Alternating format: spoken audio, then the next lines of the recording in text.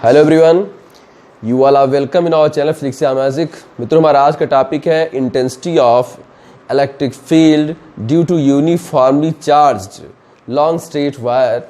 ये Gauss's theorem का एक एप्लीकेशन है। तो फिर हम स्टार्ट करने जा रहे हैं इस टॉपिक को। तो यहाँ पर हम पढ़ेंगे कि यूनिफॉर्मली चार्ज वायर है, उसके कारण किसी पॉइंट पर इंटेंसिटी ऑफ इलेक्ट्रिक फील्ड। तो हम पहले एक वायर बना लेते हैं।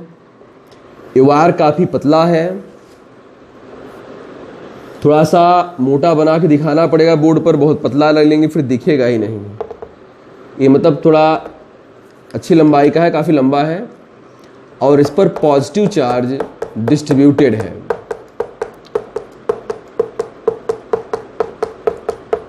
अब जैसे हम मान लें कि इसकी यल लेंथ पर प्लस क्यू चार्ज डिस्ट्रीब्यूटेड है, यल लेंथ पर प्लस क्यू चार्ज डिस्ट्रीब्यूटेड है, देन इसकी linear charge density lambda is equal to Q upon L. तो लिख लेते हैं if plus Q charges associated with length L of wire, then its linear charge density lambda is equal to q upon l. This implies that q is equal to lambda l, equation number first. अब अपने question पे आ जाते हैं। हमारा question ये है कि ये जो वायर है इससे r डिस्टेंस पर यहाँ पर एक पॉइंट है। इस पॉइंट पर हमें intensity of electric field calculate करनी है and with the help of Gauss's theorem.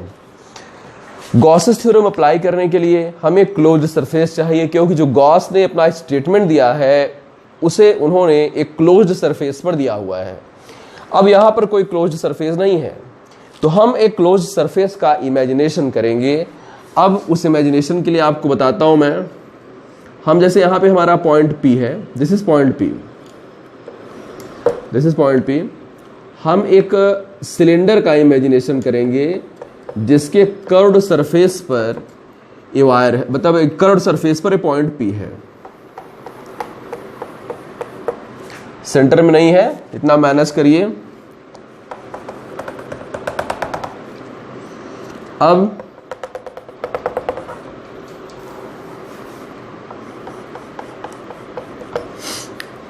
ये देखिए सिलेंडर बन के तैयार है। इसकी लेंथ हम यल ले लेते हैं। इसकी लेंथ है यल, स्मॉल एल लिया है हमने। हम मान लेते हैं कि इसकी लेंथ यल है और इसकी रेडियस है, डिस्टेंस हो जाएगी वायर के इस पॉइंट से। इसका एक्सिस जो है खुद वायर है, तो ये हमें लैंग्वेज में यहाँ पे लिखना पड़ेगा कि कंसीडर एन इमेजिनरी सिलेंडर मतलब whose axis is wire, length is L and radius is R. तो हमें मानना पड़ेगा कि हमने एक सिलेंडर ले लिया है जिसका अक्ष स्वयं तार है और उसकी लंबाई यल है और उसकी रेडियस स्मॉल आर है। जो पॉइंट P है यहाँ पे हम यहाँ पे एक एलिमेंट्री एरिया ले लेते हैं P के चारों तरफ। P को मैं यहाँ पे दिखा देता हूँ। P चलिए यहाँ पे है, यहाँ पे P अंडरस्टूड है, P ये वाला है हमारा। अब अगर है एरिया DA है एलिमेंट्री एरिया, तो इसका एरिया वेक्टर होगा DA। अब अगर मैं यहां पर कोई मन में अपने प्लस चार्ज रखूं, आप भी रख के देखिए। आप इस पॉइंट P पर प्लस क्यू नॉट एक ऑब्जर्वेशन टेस्ट चार्ज यहां पर रखेंगे, ये प्लस उसके से रिपल्स करेगा। ये प्लस जब उसे रिपल्स करेगा तो फिर E यहां पर ऐसे आएगा, E इस डायरेक्शन में आपको मिलेगा। यहां ऊपर बना देता हूं मैं, इसका मतलब E इस डायरेक्शन में आएगा। अब जरा आप सोचो कि जो पूरा स्ट्रेट वायर है, यहां पर आप प्लस चार्ज लेंगे, अगर कहीं पर भी रखेंगे तो प्लस इसे ऐसे ही रिपल्स करेगा, प्लस ऐसे रिपल्स करेगा। तो इसका मतलब इस वायर की जितनी इलेक्ट्रिक फोर्स लाइन है कुल ऐसे ऐसे निकल रही है, सब की सब ऐसे ऐसे निकल रही हैं। कोई भी इलेक्ट्रिक फोर्स लाइन इस डायरेक्शन में नहीं जा रही है। इसका मतलब यह हुआ कि सारी electric force line curved surface से पास हो रही हैं और प्लेन सरफेस पर कोई इलेक्ट्रिक फोर्स लाइन उससे पास नहीं हो रही है। तो यहां पर ए और डी ए पैरेलल है, लेकिन अगर कोई एलिमेंट्री एरिया आप यहां पे लेते हैं, यहां पे इसके प्लेन सरफेस पर, तो इसका एरिया वेक्टर सरफेस के उसके सरफेस के परपेंडिकुलर होगा, लेकिन intensity of electric field E आपको इसी डायरेक्शन में मिलेगी। तो यहां पर इनके बीच का एंगल आपको 90 मिलेगा। अब जैसे अगर मैं स्टूडेंट होता, क्लास भी लगी होती, तो वहां पर मैं एक क्वेश्चन जरूर पूछता कि सर एक ऐसे हो सकता है कि ये इसी डायरेक्शन में कर रहा है। मैं आपको करके दिखाता हूं, दूसरी डायरेक्शन में दिखाता हूं आपको। जैसे वायर है, तो अगर मैं यहां पर पॉइंट लिया, तो जब मैंने ऑब्जर्वेशन चार्ज यहां पे रखा, तो मैंने प्लस को ऐसे रिपल करके आपको डायरेक्शन दिखा दिया, इधर जा रहा है। हर जगह मैं ऐसे रख के आपको दिखा रहा हूं, तो सेटिस्फाइड भी बात हो रही है।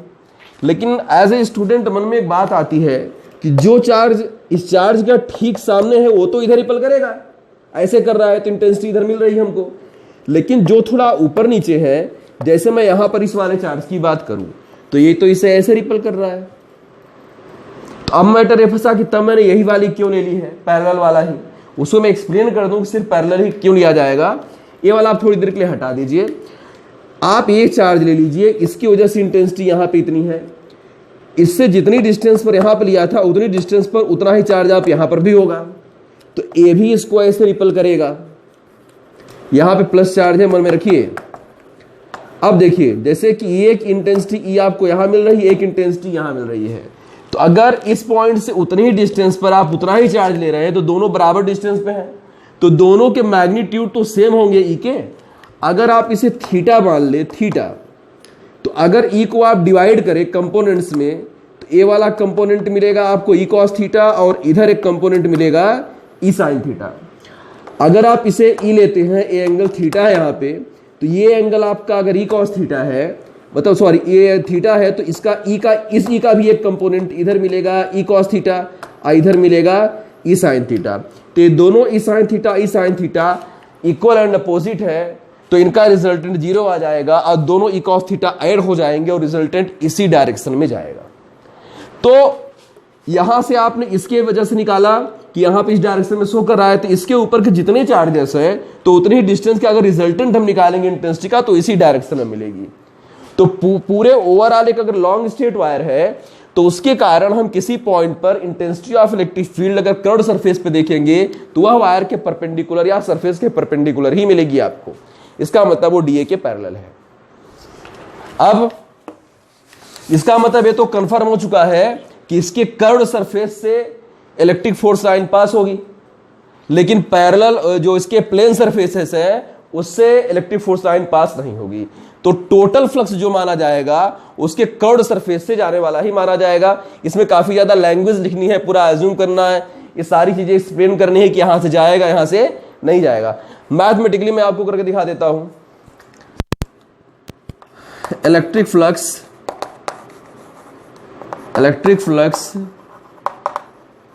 पासिंग थ्रू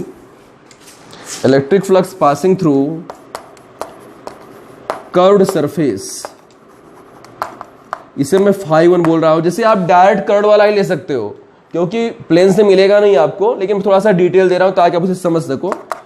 तो इसे आप बोल सकते हैं कर्व्ड सरफेस पे इंटीग्रेशन कर देंगे एंड ई डॉट डी ए। अब आपको मिलेगा ई डॉट डी ए की वैल्यू है ई डी ए कॉस 0 क्योंकि कर्व्ड सरफेस पर ई डी ए कॉस 0 ई डी ए पैरेलल है। तो यहां से आपको जो φ1 है आपका, यह आपको मिलेगा ई डी ए कॉस 0 की वैल्यू 1 हो गई, और ई आप बाहर निकाल सकते हो। ई एक्चुअली सब जगह उतनी ही डिस्टेंस पर जो इंटेंसिटी ऑफ इलेक्ट्रिक फील्ड है उसका मैग्नीट्यूड सेम है। ई यहां पे बाहर निकल आएगा क्योंकि ये कांस्टेंट है ई ए डी ए। अब यहां पे surface integral, total surface integral है कर्व्ड सरफेस के लिए, तो इसका मतलब ये हुआ ये टोटल कर्व्ड सरफेस है। और जो टोटल कर्व्ड सरफेस होता है आपका, total curved surface that is 2 pi R H पढ़ा है आपने सिलेंडर की हाइट, तो यहां पे यल है, तो मैंने लिखा है 2 pi R L I into E, equation number 2। इसको मैं फिर से रिपीट कर दूं, ए टोटल सरफेस इंटीग्रल है कर्व्ड सरफेस के लिए, इसका मतलब ये टोटल कर्व्ड एरिया है। मैथ में आप अगर इसे सॉल्व करना चाहेंगे तो इसकी लिमिट आपको देनी पड़ेगी 0 to 2 pi R L and D A, और डी ए का इंटीग्रेशन ए आएगा 0 to 2 पाई आर एल, फिर ए के स्थान पर एक बार अपर लिमिट फिर lower limit, then you will get 2 pi R L. तो इस तरह से आपको 2 पाई आर एल मिल जाएगा। लेकिन आप डी ए के बगल अगर कुछ नहीं लिखा है और अगर एरिया है मतलब टोटल एरिया का टोटल एरिया होती है, मतलब जिस एरिया आप करें उसकी टोटल वैल्यू है। तो इस तरह से फाई 1 आ गया, मतलब कर्व्ड सरफेस वाला, यही हमारा टोटल भी बनेगा। अब हम प्लेन सरफेस पे पढ़ेंगे, तो प्लेन सरफेस पे यही आप जब ई डी ए कॉस 0 करेंगे, किया था आपने यहाँ पे, तो यहाँ पे जब 90 आएगा तो कॉस 90 की वैल्यू 0 हो जाएगी। तो मैं इसे लिखने जा रहा हूँ यहाँ पे। अब हेडिंग पढ़ी चुकी थी, मैं इसे हटा रहा हूँ क्योंकि जगह है कम यहाँ पे।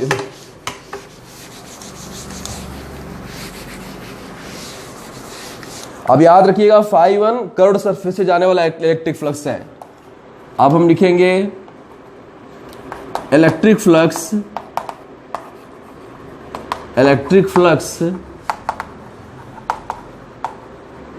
Passing through plane surfaces of cylinder, imaginary cylinder या गॉसियन सिलेंडर आप बोल सकते हैं। तो आपका ये आपका फाई 2 हो जाएगा, फाई 2।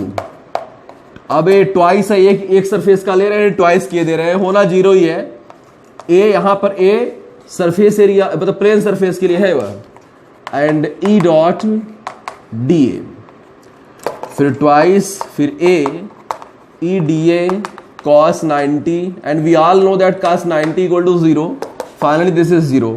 अब तो जैसे हमारे बुक में ऐसे लिखा हुआ है, समझाया है उन्होंने कि कर्व्ड सरफेस से पास होगा, प्लेन सरफेस से पास नहीं होगा, और फिर दोनों का उन्होंने बताया कि जो टोटल होगा वो कर्व्ड वाला ही होगा।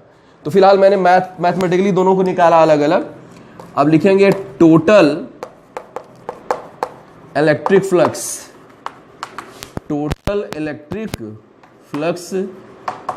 पासिंग थ्रू,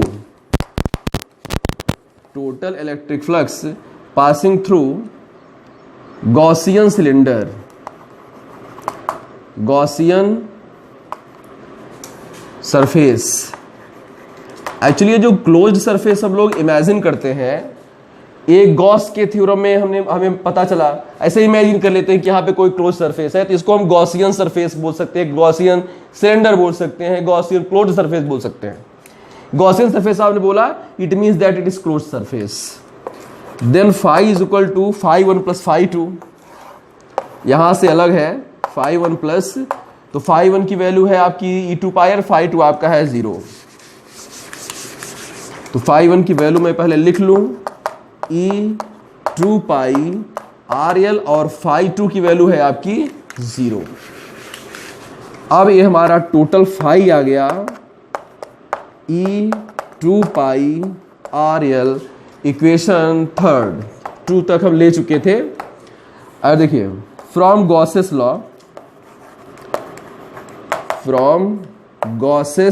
लॉ, ये जो फाई आपने कैलकुलेट किया है, गॉस बोलते हैं दिस इज के एप्सिलॉन नॉट। और मैं इसको थोड़ा सा एक बार एक्सप्लेन कर दूं।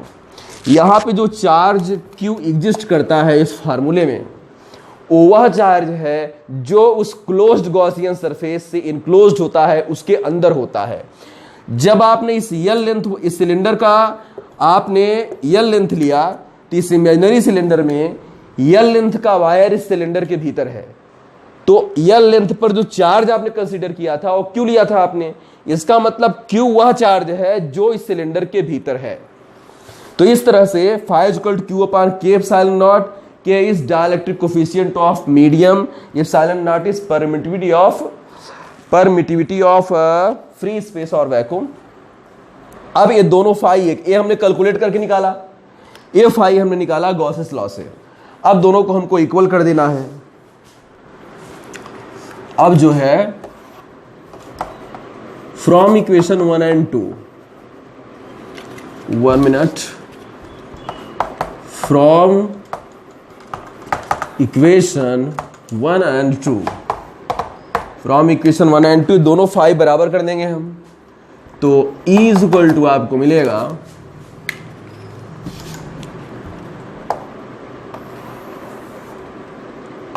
ई 2 pi R L equal to Q upon K epsilon not. तो यहां से जो ई की वैल्यू निकल के आ रही है वो है आपकी ई इज इक्वल टू, इसको मैं नीचे ले आ रहा हूं तो आपको मिलेगा यह क्यू अपान, जगह थोड़ी कम है यहाँ पे तो उधर तक आप देख चुके, मैं इसे हटा रहा हूं क्योंकि मुझे लिखने में हो रही दिक्कत। ये हमारा टोटल फाई आ चुका है, ये हमारा टोटल फाई एक मेथड से, तो वहां तक हम लिख चुके हैं।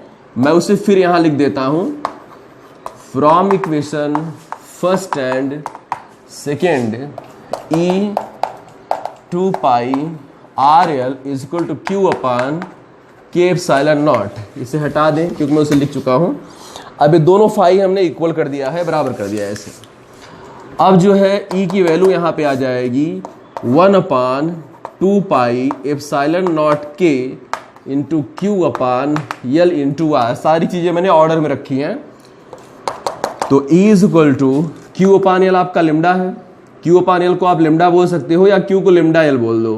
तो क्यू अपान यल को आप लिम्डा बोल देंगे तो lambda upon 2 pi epsilon naught K into are. जैसे आप इसे 4 पाई एप्सिलॉन नॉट बनाना चाहें तो 2 का ऊपर नीचे मल्टीप्लाई कर सकते हैं। वैसे फार्मूला हमारा आ गया है, बुक में इसे ऐसे भी लिखा रहता है 1 अपान 4 पाई एप्सिलॉन नॉट के आई इंटू 2 लेमडा अपान आर। तो इस तरह से कांस्टेंट एक्चुअली है, के की वैल्यू 1 अगर रख देंगे तो 1 अपान 4 पाई एप्सिलॉन नॉट की वैल्यू 9 इंटू 10⁻9 होती है, इसलिए इसे बना लेते हैं। फिलहाल मेन फार्मूला आपका ये है। अब अगर हम इसे वेक्टर फॉर्म में बनाना चाहें तो वेक्टर फॉर्म में इसी डायरेक्शन जो आर है हमारा डिस्प्लेसमेंट है, यह डायरेक्शन है, इसी आर की डायरेक्शन में यूनिट वेक्टर कैप आर ले लेंगे। तो इन वेक्टर फॉर्म